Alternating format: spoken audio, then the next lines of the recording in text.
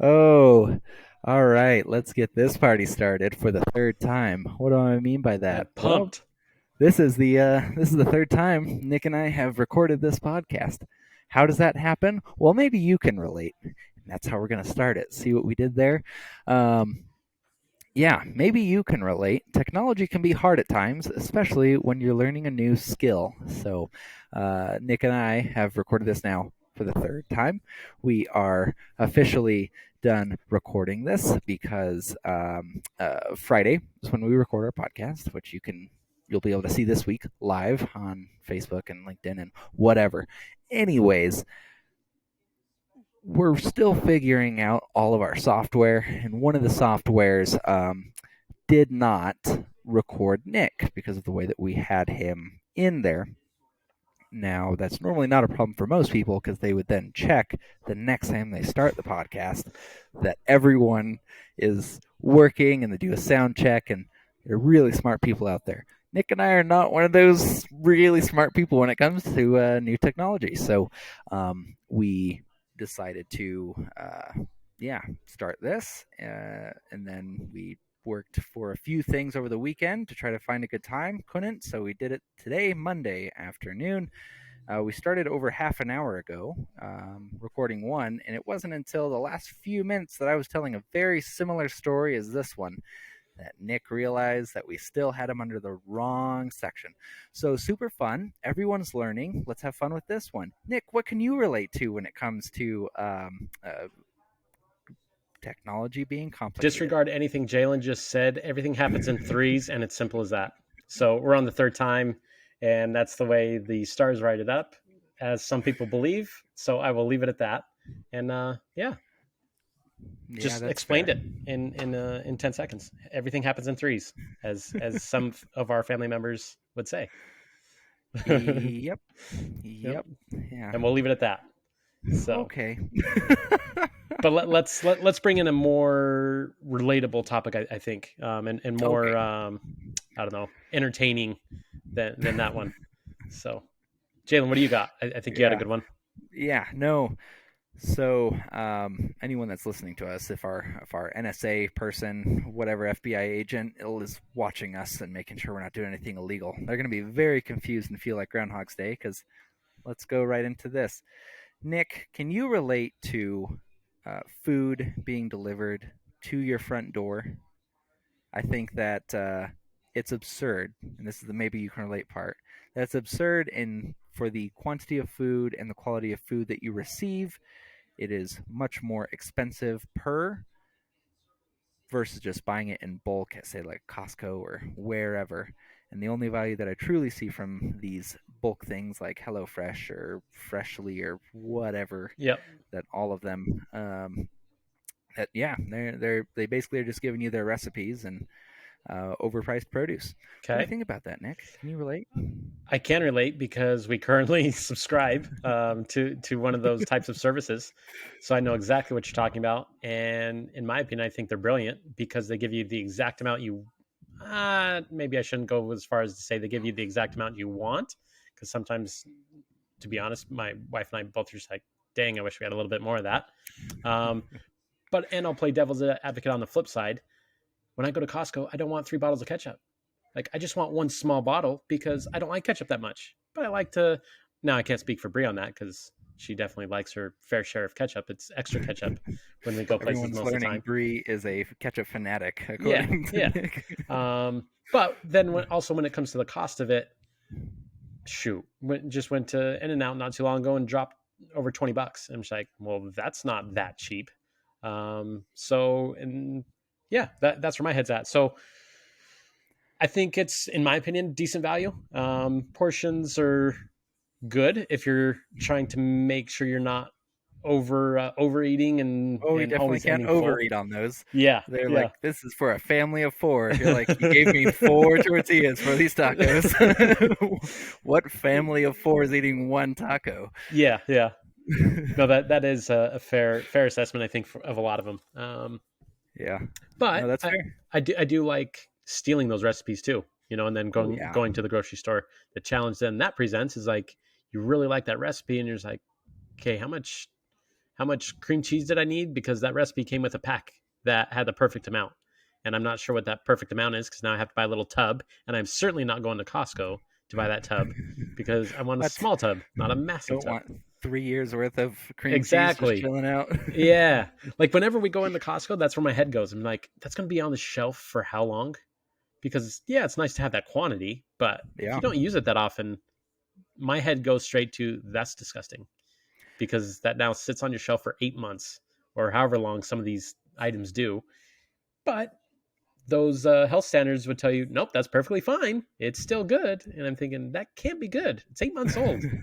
There's nothing fresh about peanut butter that's been sitting in your cupboard for a long while.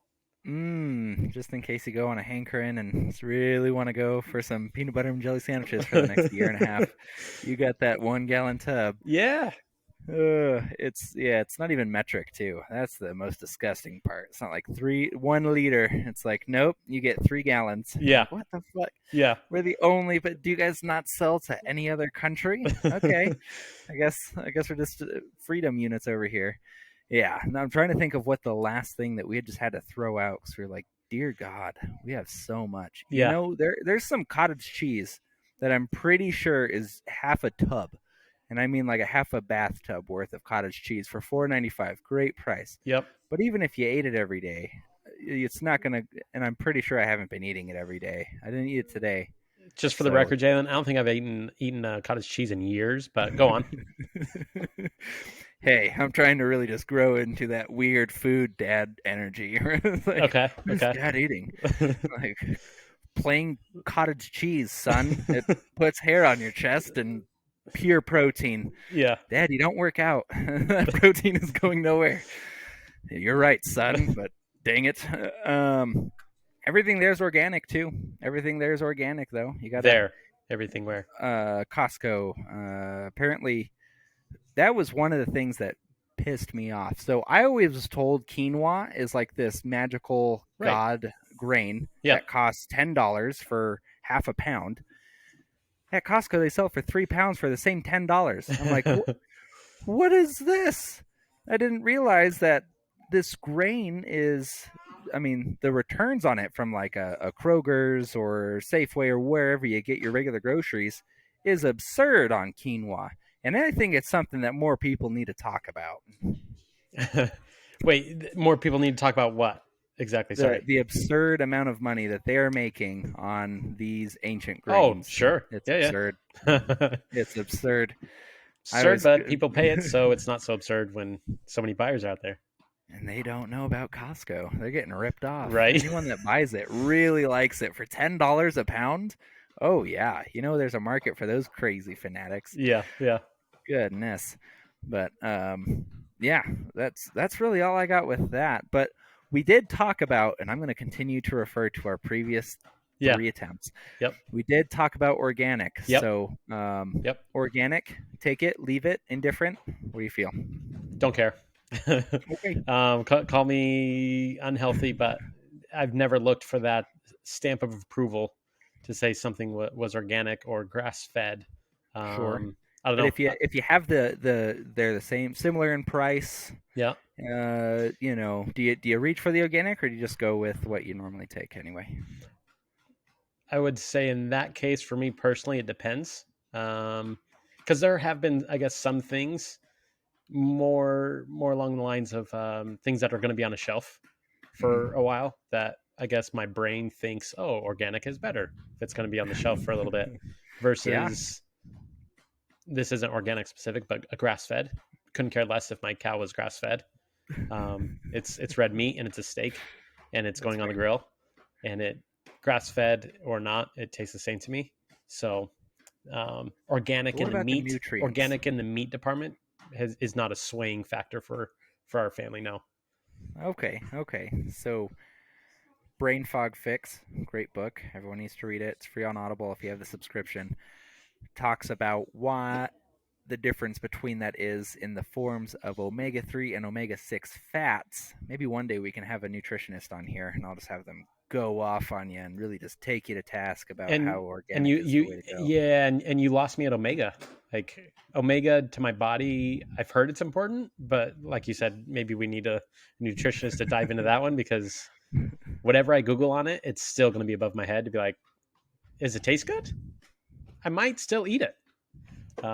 Yeah, That's fair. I'm That's that fair. bad. I'm that The bad. amount of Kinder Buenos that I destroyed over the last 2 days cannot make me some healthy eating guru, because I don't think anything in there could be identified as food by an actual nutritionist. So good wrap up there. All Yeah, right, so let's go right on to the next thing, which is, hey, we might have a real estate tip or trick for you.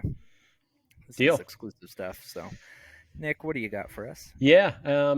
The frustration that the amount of prospective buyers have today, and I feel like not all of it, but a large majority of it comes back to the inability of being prepared, asking questions before they get involved. They just assume, oh yeah, I'll be able to afford that price, whatever that price is, and not understanding the the work behind the scenes that needs to happen to allow them to get in positions to make moves. So what I'm alluding Sure. to is meeting with someone like yourself as a lender, get your credit checked out. Like I know that's a big scary topic for some individuals, maybe not just some, maybe that's an understatement, by most individuals. Because A, Yeah. you've put your head in the sand and you just don't know what it is, or you put your head in the sand because you know it's not that good, not that good being relative. Um, so I think that's where my mind goes in terms of getting and being prepared. And then also, again, using someone in your field of the lending world, get pre-qualified. Stop assuming you're going to be able to afford a $500,000 house or a $1.2 million house because you have a good job, and have that peace of mind there again, so you can make moves, because we don't have an inventory shortage in this country. We have a shortage of standing inventory. Things are not around long. So Yep. whatever Zillow house you want to find this week, chances are it may very well not be there next week or the week after. And if you're not Yeah. pre-qualified, don't know what your credit is, and don't have a budget in place to know what moves you can and can't make comfortably, you're going Yep. to be frustrated, be blaming somebody else for your unwillingness to do your due diligence as a prospective buyer. Oh, yeah. It's something that is commonly seen, especially in the lending world. A lot of people, for whatever reason, always put the cart before the horse, and that is almost literally where they will put the car before the house. Yeah. So, if you're thinking of buying, if you're getting that inkling, I always tell people, if you're getting that inkling 6 months before you go buy, come talk to a lender. Yep. Make sure you no one this is the only place in the world, this the real estate market, where people continually will go and get their hopes up in the sense of like, look at all this amazing stuff, I want to Yep. buy this, I want to buy that, and not have the money even prepared to shop for On that note, practice what we preach. I can honestly it. say Bree and I did that exact thing. We had a conversation with a friend that was in the real estate space at the time, who then got us in touch with the lender, who then gave us no more. Gosh, I wonder what our credit is. I wonder what we could pre-approve for. He said, "Here's where you guys stand," and it allowed us then to prepare. And when we were in a position to make moves, it took us about 4 months ish to put ourselves in a position to make moves. We were able to make moves, and we were in a house by our fortune and luck within a week of being pre-qualified and having put a an offer on a house, because we knew what decisions we could and couldn't make confidently and quickly, Yeah. and that was job done. So Absolutely, and that's how easy it can be too. yeah, It's all the only people that ever freak out are the ones that get their pre-qualification from an online yes, lender that yep, never actually verified your income. yep, They get accepted, and then it comes back, oh, the underwriter's not accepting your income, or there's some problem that you could have dealt with if you just had a month and weren't under contract, yep, but now we have to, everyone's pants and are on fire and their heads are on fire, and the lender that you got that initial credit pre-qualification with, I've seen that before, that's absurd, that's not a credit pre-approval. They're like, yep, your credit's good enough for a loan. Like, what? right, Wow. So income, we don't care about that. In their fine print, you can see it says it still requires them getting all that documented right, right. before any actual guarantees. So be aware. be aware when you go and talk to people. Make sure that you ask questions. What would be like two questions that you would recommend people ask their realtor, and I'll give them two to ask their lender Two questions to ask their realtor. when shopping for a realtor, when getting a realtor. When working with someone in general. Yes. Um, Gosh, probably how how are you different? I think because I think a generic assumption is that we're all the same. So, in my opinion, I think that's important because in my opinion, as a real estate agent, I think it's important to be different from other agents. Otherwise, again, we are all the same. In which case, why should they use me versus Yep. anybody else? So, what added value might I add and bring to the table? Um, because maybe that jives with some people, and maybe it doesn't. Maybe they're just like, I'm glad you told me because that really doesn't matter to me. In which case, fair play. I'm not the realtor. I like to share with people. I'm not the realtor for everybody. I'm the best. I can be the best realtor for anybody. It's not Yeah. my job to help 500,000 people this year. It's my job to do a really really good job with those that I am able to do business with. So Awesome. No, yeah, that's great. Yeah, it's. Do you have a second one that you want to share, or? yeah. I think what what is it that they need to do as a prospective home buyer to prepare themselves, and there again I can then help them with the necessary stepping stones to make that a realistic viable option for them, so it's not just again false hope. So that Yeah. would be a second one I think is very important, is what do they need to do, because there again I think unfortunately a lot of agents get blamed for, well, they didn't tell me this, and it's like, okay, it's my job to inform and educate, yes.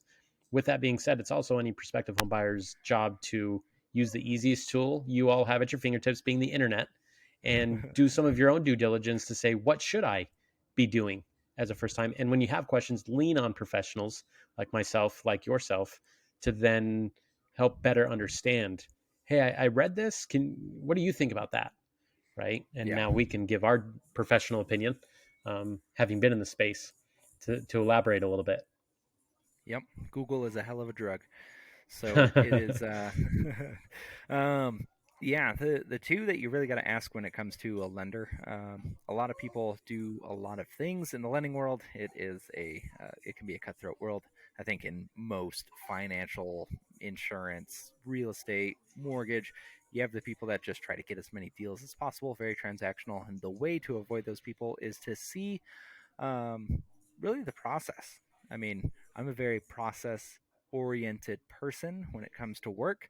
At home can be a different story with the 1 and 3 year old running around, but at work I can go with my process. So, and I walk people through that regularly, and that is something that works for me. And so it goes back to what Nick was saying: is not everyone is meant for me. If you're a person that's just, I want to see my numbers, okay, I don't want you to pull my credit, don't want to take an application.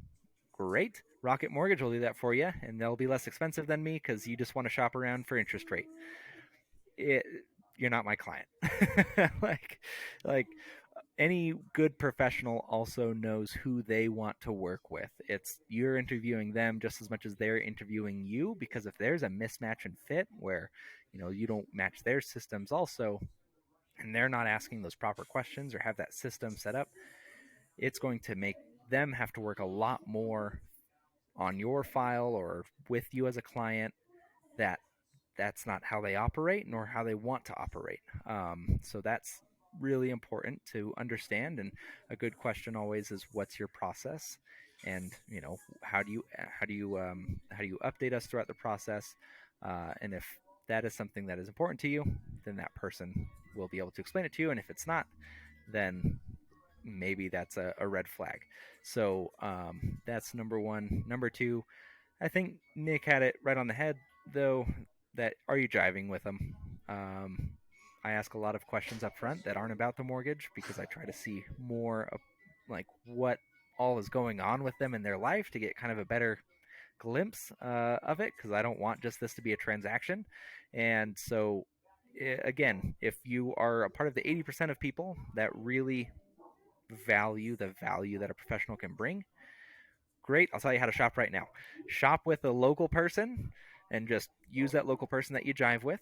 If you're the person that wants the most expensive thing, plenty of places will charge you more than they need to. And if you're the person that just wants the cheapest thing, go to an online whatever and they'll charge you the cheapest.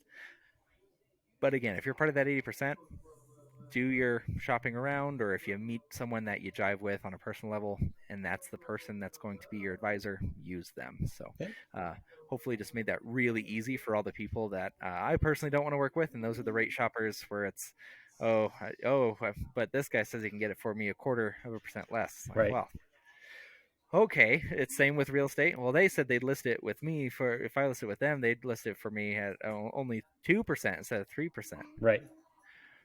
Great. I'm gonna do a lot more for you than what that 1 to 3% is. But cool. Best of luck Yep. is all I say to them. Yep. So yeah, that's some good tips and tricks. Let's move on to the fun topper to this whole cake. Hashtag dad life. And I think a cake is a good way to put it. Just Hashtag dad life. Yeah, let's segue into that. And Jalen, just so you know, I do see uploading, so I think we're good. it's not going to be a fourth podcast. So I would be what very one upset. one topic I wanted to mention this week is with all the advancements that our kids do and will have, what is something you're looking at it as a parent saying, God, I wish I had that as a kid? Oh man, my kids have more technology at 3 and 1 than I had probably until I was in my teens. They have their own phones at one? No phones, no Okay. phones, but like a Okay. tablet, and it Okay. has Kids Place. Shout out to Kids Place. Maybe I'll just reference that below. Great app to have if you have young kids. You don't want them to get onto weird stuff. YouTube is freaky when it comes to kids. Like people put weird stuff on there where you just like you look over and finally see what your kid's doing. You're just like, what the are you watching? So Kids Place is Okay. really good.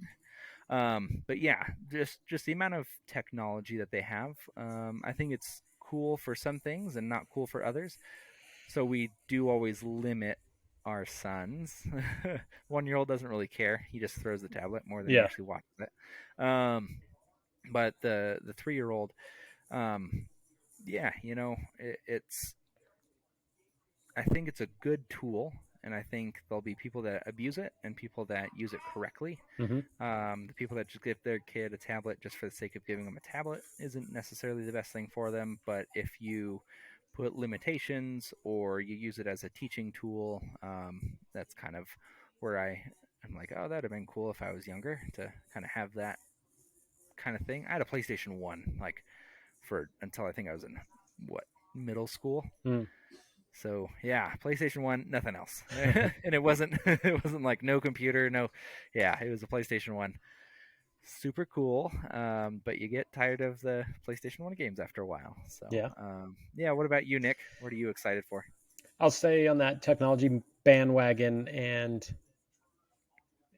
bring up podcasts, what we're doing. The idea of sharing ideas, I think, is a brilliant resource.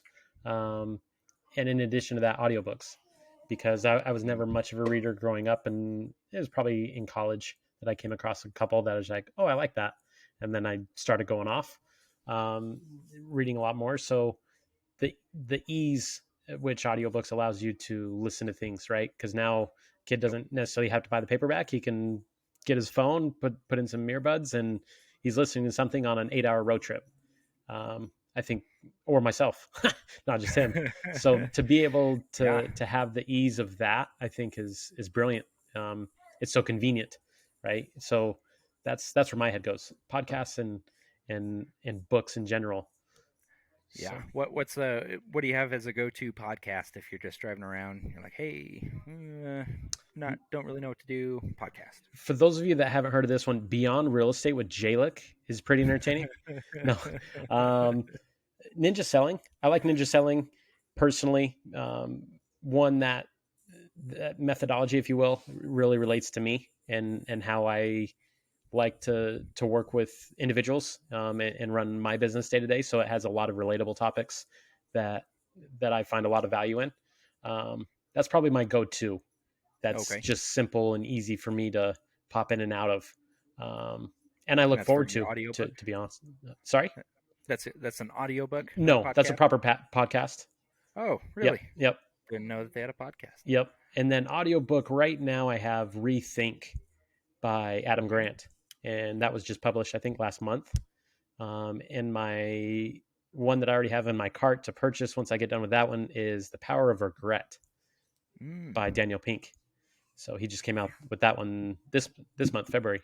So two new nice. releases. Shout out to those two. Yeah, on mine. How about you? Oh, I'm a fantasy boy, so I I enjoy a good fantasy podcast. Basically, you can't go wrong with a free one. So those are the ones that I generally enjoy. In between the more businessy ones, I try to kind of stagger it. But one Elaborate, because that I have no idea what you're talking about right now, and I a think fantasy some uh, listeners are like, "What? a fantasy book, a book with a um. Fairies, Oh, dragons."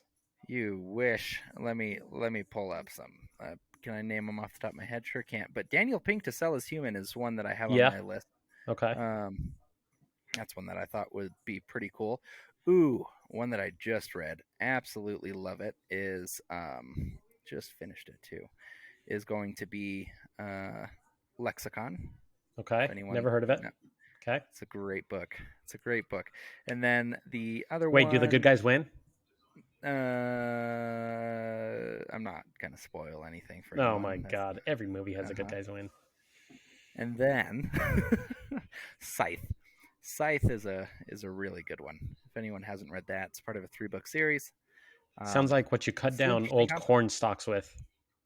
That's mainly what it's about. Is kind of like Grapes of Wrath meets John Deere article Okay, in a selling magazine. so Yeah, I I'm just wasn't gonna far listen to off. that.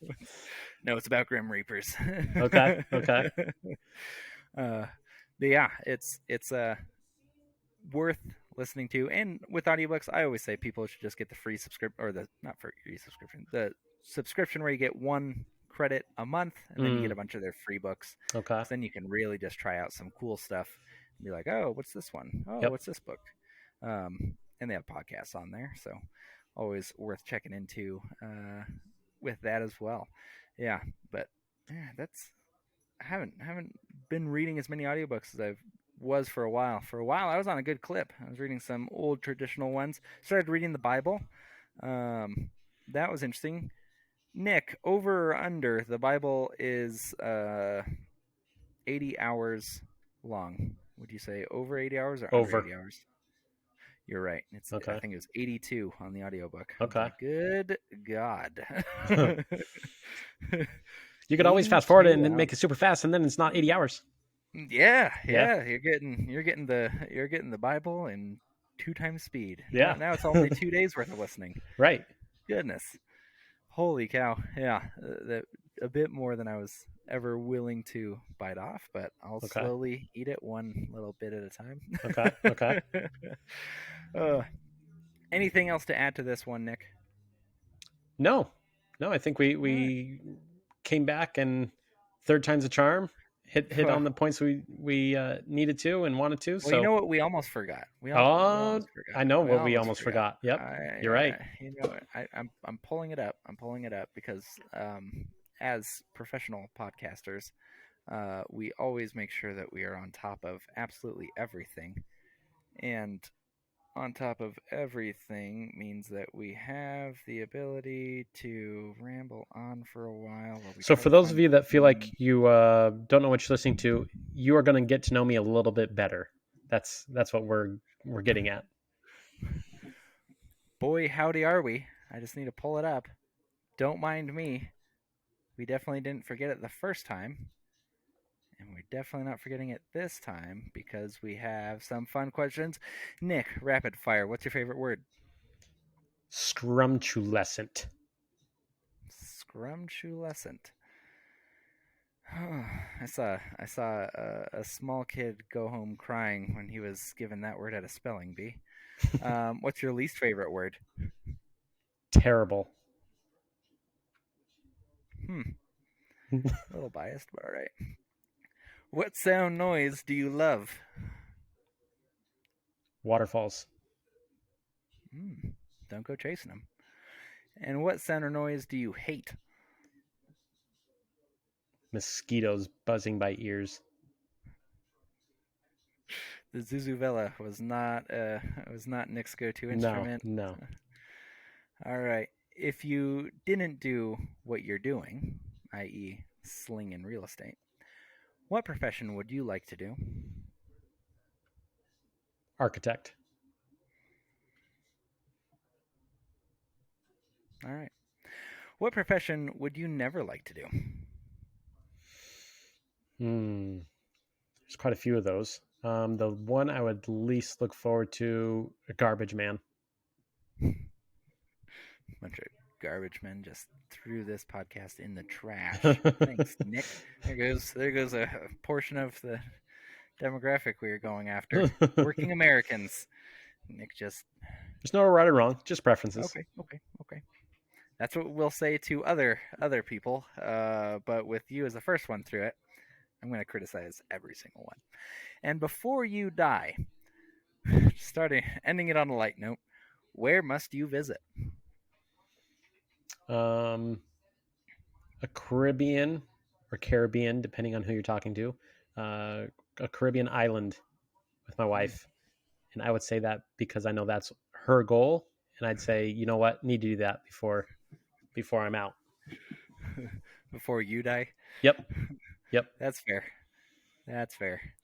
I don't want to. Yeah. Yeah. So everyone out there, hopefully you got to listen to that. You got to know me a little bit better. That is how we will be concluding Yep. from here on out.